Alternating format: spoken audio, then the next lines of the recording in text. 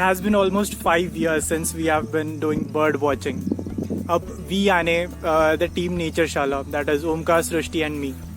So I cannot say that it is a very long time and we have become experts in this field, or we have very much experience. But I can surely say that we have gained enough knowledge to help anyone get started with the basic bird watching. So from the coming Monday, get ready with your binoculars and notepad, because we would be coming and sharing with you some of those basic tips to help you get started with bird watching. So if you haven't yet subscribed to the channel and press the bell icon, because next Monday is going to be very exciting. See you then.